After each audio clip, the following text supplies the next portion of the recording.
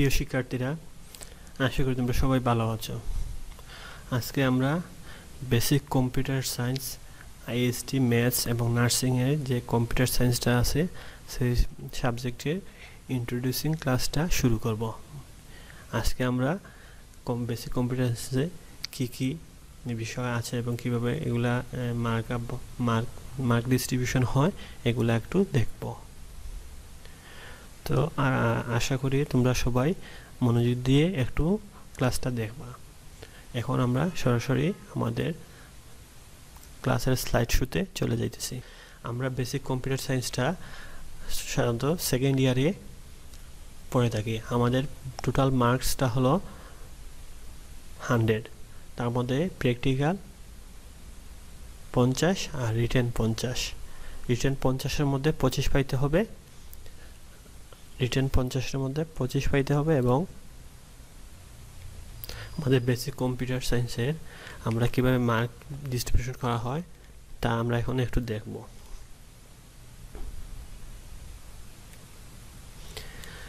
Total marks রিটেনে 50, এটাতে 25 পাইতে হবে, ওরালে 25 আর প্র্যাকটিক্যালে 25। এই ওরাল আর প্র্যাকটিক্যালে 50 আর রিটেনে 50, এই টোটাল মার্কস 100। এখানে 25, রিটেন 25 আর ওরাল প্র্যাকটিক্যালে 25 পাইতে হবে। টোটাল কোয়েশ্চেন 25টা, এর মধ্যে আনসার করতে হবে আমাদের 20টা, আর টোটাল টাইম 2 ঘন্টা। তো আমরা একটা কোয়েশ্চেনে সর্বোচ্চ 5 মিনিট থেকে 6 মিনিটের বেশি নিতে পারবো না। 5 মিনিট, আর আমরা যে কোয়েশ্চেনগুলো ভালো পারবো এগুলোই আনসার করে দিব। আচ্ছা, আমরা একটা কোয়েশ্চেনের স্যাম্পল দেখি। দেখো, এইরকম একটা কোয়েশ্চেন থাকবে। এখানে Q1, Q2, Q3, Q4 5টা কোয়েশ্চেন থাকবে। 5টা কোয়েশ্চেনে এখানে A, B, C, D, E করে ভাগ করা থাকবে। 5টা কোয়েশ্চেন, প্রতিটা 5টা করে 5 25টা কোয়েশ্চেন দেওয়া থাকবে। এর মধ্যে প্রতিটা থেকে 4টা করে আমাদের দিতে হবে। কোয়েশ্চেন 1 থেকে 4টা, কোয়েশ্চেন 2 থেকে 4টা, 3 থেকে 4টা, এইভাবে আমাদের কোয়েশ্চেনগুলো আনসার করতে হবে। ঠিক আছে? আর আমাদের সময় কিন্তু 2 ঘন্টা পাবো। বেসিক কম্পিউটার সায়েন্সে 2 ঘন্টার টাইমটা আমাদের বরাদ্দ থাকে। তাইলে আমরা দেখলাম যে এখানে টোটাল মার্কটা হলো 100-এর মধ্যে রিটেনে 25 পাইতে হবে, আর এবং ওরাল আর প্র্যাকটিক্যালে 25 পাইতে হবে। টোটাল মার্ক 100, কিন্তু আলাদাভাবে পাস করতে হবে। রিটেনও পাস করতে হবে, ভাইভাতেও পাস করতে হবে। এখন আমাদের মূল ক্লাসে আলোচনায় চলে যাচ্ছি।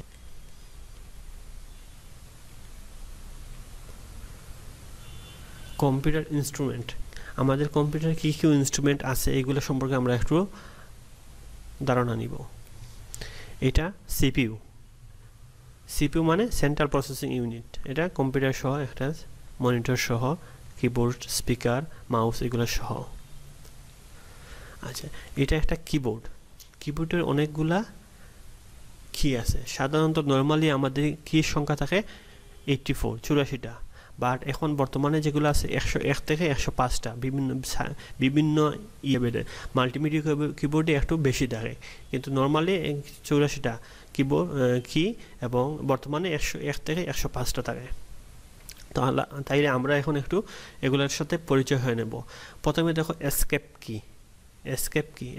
কি, যেমন ধরো আমরা একটা উইন্ডো ওপেন করছি, এটারে এখন মিনিমাইজ করবো তো ক্লোজ করবো। ঠিক আছে? মিনিমাইজ করবো এসকেপে কিতে প্রেস করলে এটা মিনিমাইজ হয়ে যাবে। অথবা অনেক সময় দেখা যায় আমাদের কোনো উইন্ডোজে কাজ করতেছি, হ্যাঁ, ওই উইন্ডোজ হইতেছে না, মিনিমাইজ করতে পারছে না, এসকেপ কিতে প্রেস করলে ওইটা মিনিমাইজ হয়ে যাবে, ক্লোজ হয়ে যাবে। অনেক ক্ষেত্রে এসকেপ কি দিয়ে ক্লোজও বোঝানো হয়ে থাকে।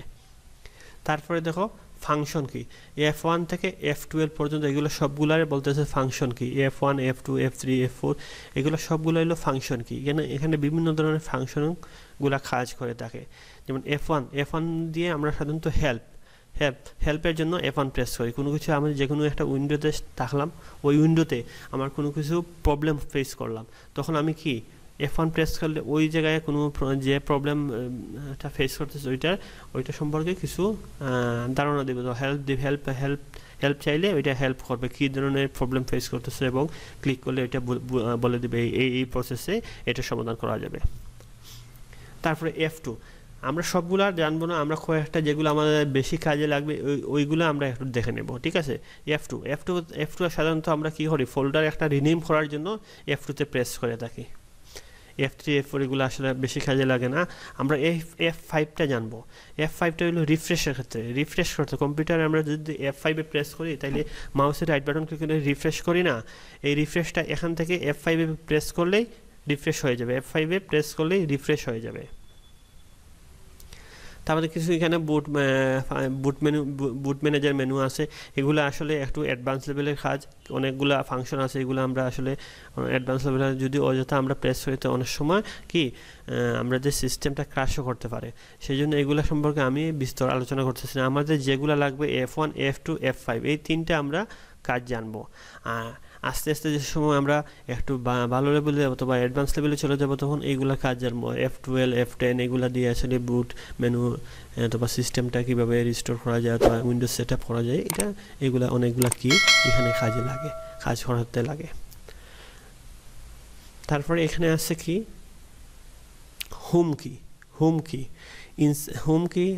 কির মধ্যে হোম মেনু।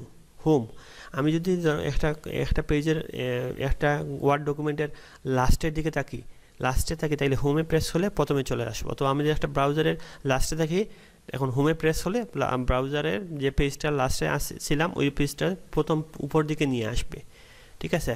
আর যদি ইন্ডিয়া দেই তাহলে নিচের দিকে একবার শেষে নিয়ে যাবে, যেমন ওয়ার্ড ডকুমেন্টের শেষে নিয়ে যাবে, হ্যাঁ, ব্রাউজারের শেষে নিয়ে যাবে। আবার হোম মেনুতে ক্লিক করলে হোম মেনুর প্রথমে পেজের প্রথমে নিয়ে আসবে, আর ইন্ডিয়া ক্লিক করলে পেজের শেষে নিয়ে যাবে। তারপরে দেখো পেজ আপ পেজ ডাউন, আমরা পেজ আপে ক্লিক করলে বুঝতেছি এটা নর্মালি পেজের উপর দিকে যাবে, পেজ ডাউন দিলে পেজ নিচের দিকে যাবে, ঠিক আছে। এটা কিন্তু ব্রাউজার যে কোনো অ্যাপ্লিকেশন অথবা সফটওয়্যার অথবা তোমার আমরা ওয়ার্ড এক্সেল পাওয়ার পয়েন্ট যেগুলো থেকে কাজ করি না, page up page down home ইন্ড এগুলা কাজ আমাদের বেশি কাজে ধরবে। তারপর ইনসার্ট করতে পারবো আমরা এখান থেকে কোনো কিছু চাইলে ইনসার্ট আমরা পেজের মধ্যখানে যদি ইনসার্টে ক্লিক করি আমরা ইনসার্ট করতে পারবো, ঠিক আছে। তারপর ডিলিট তো আর তোমরা জানো কোনো কিছু মুছে ফেলার জন্য আমরা ডিলিটটা ইউজ করি। লেখাটার বাম পাশে কার্সরটা রাইখা ডিলিটে প্রেস করলে ডান দিক থেকে একটা করে অক্ষর কেটে যাবে, ডিলিট আর ব্যাকস্পেস এই দুইটার সিমিলার কাজ, মুছে ফেলা। ব্যাকস্পেস আর ডিলিট এই দুইটার সিমিলারই কাজ, যে কোনো কিছু মুছে ফেলা। ব্যাকস্পেস বাম থেকে ডানে কাটবে আর ডিলিট ডান থেকে বামে কাটবে। তাহলে এখানে আছে প্রিন্ট স্ক্রিন। দেখো প্রিন্ট স্ক্রিনটা কি, প্রিন্ট স্ক্রিন আমরা কোনো কিছু যেমন ধরো আপনার মোবাইল দিয়ে কীভাবে স্ক্রিনশট নেই, হ্যাঁ, এখানে প্রিন্ট স্ক্রিন দিয়ে আমরা স্ক্রিনশট নিতে পারবো। কীভাবে নিব স্ক্রিনশট?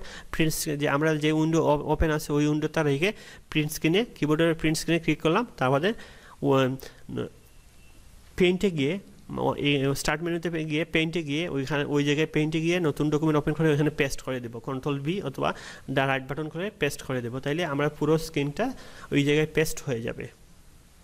স্ক্রল লক বলে স্ক্রলটা উপর নিচে যাবে না, এক জায়গায় লক থাকবে। পেজ ব্রেক দিতে চাইলে কোনো ওয়ার্ড ডকুমেন্টে পেজ ব্রেক দিতে চাইলে এখান থেকে পেজ ব্রেক দেওয়া যাবে, ঠিক আছে। তারপর দেখো এখানে আছে ওয়েক আপ, স্লিপ, পাওয়ার, এগুলো আগে এখানে যদি স্লিপে দিই আমরা এগুলা কম্পিউটারটা স্লিপে চলে যাবে। পাওয়ার দিলে পাওয়ারটা অন অফ হয়ে যাবে, অথবা ওয়েক আপ দিলে স্লিপে থাকা অবস্থায় ওয়েক আপ দিলে ওয়েক আপ হয়ে যাবে। আচ্ছা দেখো এখানে কিছু দেওয়া আছে, কিছু গ্রিন বাটন দেওয়া আছে, এগুলো লাইট আকারে জ্বলবে। এখানে নাম lock, caps lock, scroll lock. নাম লক কোনগুলো? এই নাম লক হলো এই নাম্বারিং যেগুলো আছে, এইটা যদি আমরা লিখতে চাই তাহলে নাম লকটা অন করতে হবে, ঠিক আছে। নাম লকটা অন করতে হবে। এই যে নাম্বারগুলো আমরা টাইপ করতে চাই, এখান থেকে আমরা 1 2 3 4 গুলো যদি আমরা, তারপরে এখানে আছে, এখান থেকে আমরা সহজে যোগ বিয়োগ এখান থেকে নাম লকের মাধ্যমে এই নিউমেরিক কির মাধ্যমে করে নিতে পারবো, তার মধ্যে ক্যাপস লকটা এই দেখো এখানে আছে ক্যাপস লক, এই ক্যাপস লকে প্রেস করলে এই বাটনটা জ্বলবে। এই বাটন জ্বলা অবস্থায় আমরা যদি যে অক্ষর টাইপ করো ABCD যে অক্ষরটা টাইপ করো সবগুলা কি বড় হাতের হবে। ক্যাপস লকটা অন থাকলে সব অক্ষরগুলা বড় হাতের হবে, ঠিক আছে। একটু লক্ষ্য রাখবা আমাদের ক্যাপস লকটা অন করা থাকলে আমরা ছোট হাতের চাইলেও লিখতে পারবো না, ঠিক আছে। আর স্ক্রল লক তো বুঝতেছো, স্ক্রল যদি আমরা লক করতে চাই এই বাটন অন তাহলে স্ক্রল করতে পারবো না, মাউস দিয়ে কোনো স্ক্রল করতে পারবো না। এখানে একটা এন্টার আছে, এখানে একটা এন্টার আছে। এন্টার মানে কি কোনো কিছুতে প্রবেশ করা, ঢোকা। আর এখানে আমরা এন্টার বলতে আমরা ওয়ার্ডে কি নিচের দিকে নিয়ে যাওয়া। এন্টার দিলে কোনো কিছু সিলেক্ট হবে অথবা ওপেন হবে, এইটাই বুঝাইতেছে এন্টার। এই দুই পাশে দুইটা এন্টার আছে এবং এই এন্টারের মাধ্যমে আমরা কোনো কিছু কম্পিউটার লগ ইন করতে চাইলে পাসওয়ার্ড দিয়ে এন্টার দিব, অথবা কোনো কিছুতে ব্রাউজারে কোনো ইমেল অ্যাড্রেসে যদি ঢুকতে যাই তাহলে কি ইমেল অ্যাড্রেস দিয়ে পাসওয়ার্ড দিয়ে এন্টার দিলেই আমরা কি ওই জায়গায় ঢুকতে পারবো। আর এগুলার বলতেছে নিউমেরিক কি, এটা হলো কি ইন্ডিকেটর, আর এগুলো অন অফ কি।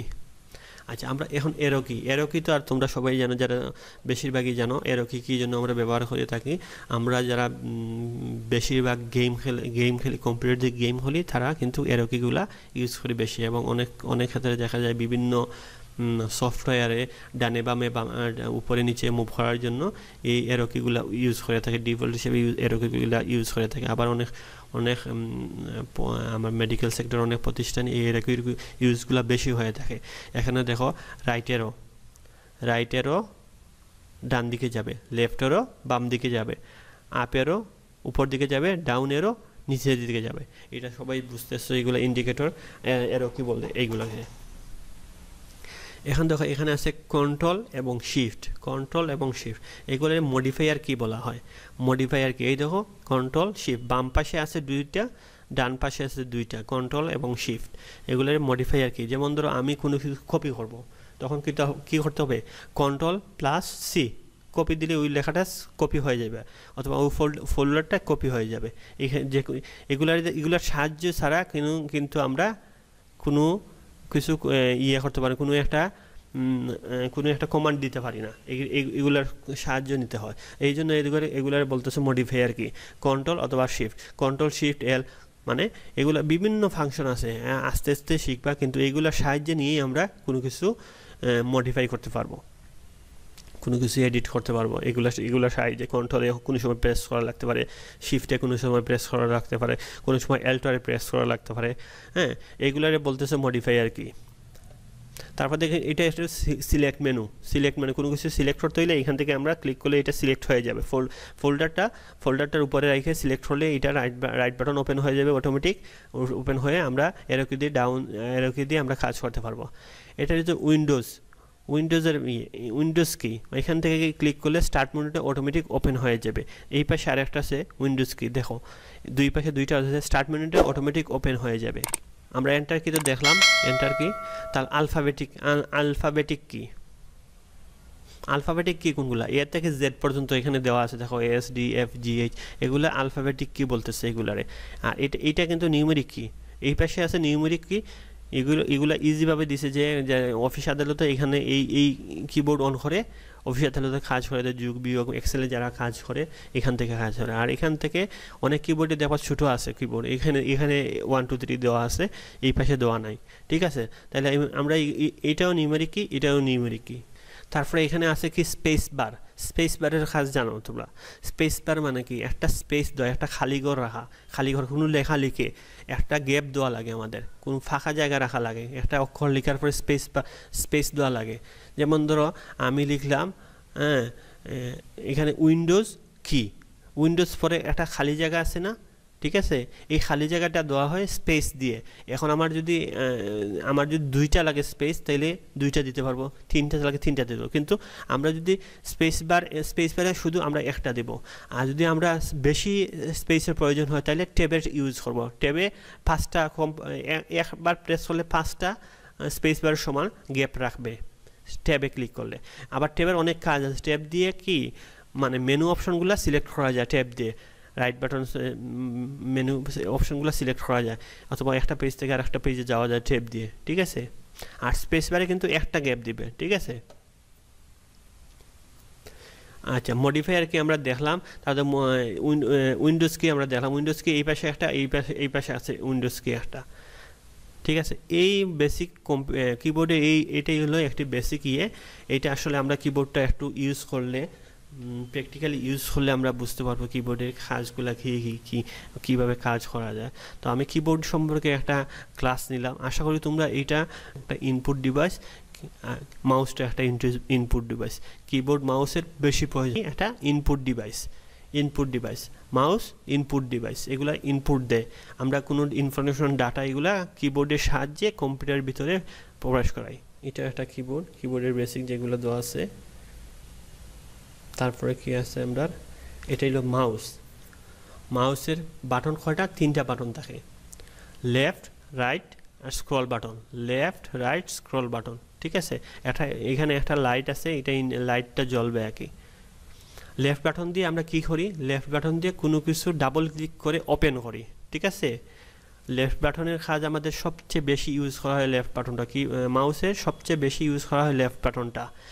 আর রাইট বাটনটা ইউজ করি আমরা কোন ক্ষেত্রে, কোনো কিছু রিনেম করার ক্ষেত্রে, ফোল্ডারের ডান পাশে নিয়ে ক্লিক করলে ওই ফোল্ডারের ডান পাশের যে অপশনগুলো আছে অন হয়ে যাবে, এগুলো রিনেম করতে পারবো, ডিলিট করতে পারবো, কপি করতে পারবো, কাট করতে পারবো। আর স্ক্রল কোন ক্ষেত্রে ইউজ করা হয়, পেজটারে উপর নিচে নেওয়ার জন্য, কোনো কিছু জুম ইন জুম আউট করার জন্য স্ক্রলটা ইউজ করা হয়, ঠিক আছে। তাইলে মাউসটা কি ইনপুট ডিভাইস। তারপরে আমরা দেখবো কি এটা হলো একটা মনিটর, ঠিক আছে। এটা একটা মনিটর, এটা তোমরা সবাই জানো, এটা কিন্তু আউটপুট ডিভাইস। মনিটরটা কি আউটপুট ডিভাইস। এটা কি, এটা ইউপিএসের মিনিংটা কি, আনইন্টারপ্রেটেড পাওয়ার সাপ্লাই। এটা কি করে, যেমন ধরো আমরা একটা ইলেকট্রিসিটি ব্যাকআপ দেয়, ইলেকট্রিসিটি চলে গেলে 15 থেকে 20 মিনিট, কোনো থেকে 30 মিনিট পর্যন্ত এইটাতে ব্যাকআপ দেওয়া যায়, ঠিক আছে। এটা আমাদের অনেক সময় ধরো অফিসিয়াল কাজ করতেছি, কিন্তু আমরা হঠাৎ করে ইলেকট্রিসিটি চলে গেছে, আমাদের কম্পিউটারটা অফ হয়ে যাবে। কিন্তু ইউপিএস থাকলে আমাদের এটা অফ হবে না, এবং অনেক সময় আমরা 15 থেকে 20 মিনিট অথবা 30 মিনিট পর্যন্ত কাজ করতে পারবো ইউপিএসের সাহায্যে। আনইন্টারপ্রেটেড পাওয়ার সাপ্লাই, ইউপিএসের মিনিংটা আনইন্টারপ্রেটেড পাওয়ার সাপ্লাই, এটা একটু মুখস্থ করে রাখবা। ইউপিএস কিন্তু তোমাদের অ্যাব্রিভিয়েশনটা আসে, মনিটরের শর্ট নোট আসে, আমি যতগুলোই পড়াইতেছি এগুলো কিন্তু ইম্পর্টেন্ট। আমি মনিটরের তোমার শর্ট নোটটা আমি পড়াইবো, ইউপিএসের শর্ট নোটটা পড়াইবো। ইউপিএসের বেশিরভাগই দেয় কি অ্যাব্রিভিয়েশনটা দেয়, শর্ট ফর্ম। এটার শর্ট ফর্ম কি, অ্যাব্রিভিয়েশন থেকে শর্ট ফর্ম দিবে, ইউপিএস দিবে এটার অ্যাব্রিভিয়েশন থেকে, এটার অথবা এটার মিনিং কি এটা লিখতে হবে। এটা দিবে অ্যাব্রিভিয়েশন দেয় 5টায় 2.5 মার্ক থাকে, 4টা কোনো সময় 4টা দেয় 2.5 মার্ক থাকে। তো এটা 2.5 মার্ক বা কোনো ব্যাপার না, যদি ঠিক মতো স্পেলিংটা ঠিক মতো লিখতে পারো তাইলে কিন্তু মার্ক 2.5 দিবে। আমাদের কিন্তু প্রতিটা কোয়েশ্চেনে কত 2.5 করে মার্ক, 20টা কোয়েশ্চেনে 50। এটা কি এইচডিডি, হার্ড ডিস্ক ড্রাইভ, এটাও কিন্তু অ্যাব্রিভিয়েশন আছে, হার্ড ডিস্ক ড্রাইভ অ্যাব্রিভিয়েশন আছে। আসে পরীক্ষাতে এইচডিডির মিনিংটা কি, হার্ড ডিস্ক ড্রাইভ। তারপরে এটা হলো স্পিকারটা কি আউটপুট ডিভাইস, হার্ড ডিস্কটা কি আমরা এটা ইনপুট ডিভাইস হিসেবে আমরা ধরতে পারি। এইচডিডিটা হলো ইনপুট, আর স্পিকারটা কি আউটপুট। প্রিন্টারটা কি, প্রিন্টারটা আউটপুট ডিভাইস,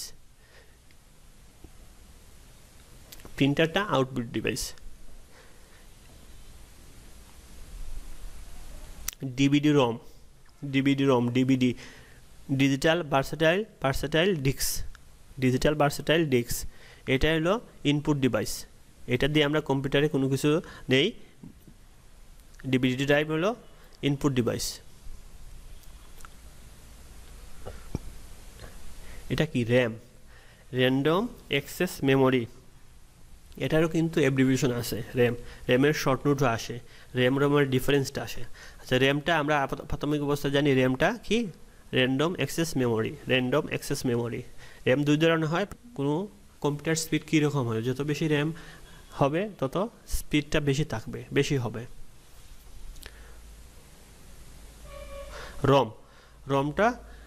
রমটা হলো রিড অনলি মেমোরি। রমটা কি রিড অনলি মেমোরি।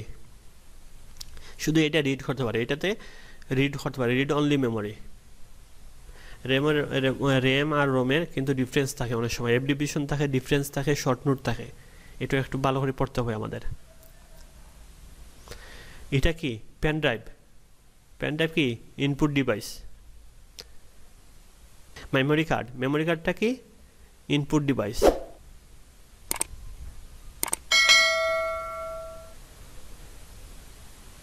আচ্ছা, এখানে কতগুলা আছে, অ্যাব্রিভিয়েশন আছে, আমরা এগুলা অ্যাব্রিভিয়েশনগুলা নেক্সট ক্লাসে আলোচনা করব। আসলে অনেক ভিডিও লম্বা হয়ে যাইতেছে আজকে, বেসিক কম্পিউটার্সের এই মেমোরি পর্যন্ত থাক। ভিডিওটা আমি নেক্সট সেকেন্ড তোমাদের টিউটোরিয়ালে আমি র্যাম রোম এগুলো নিয়ে আলোচনা করব।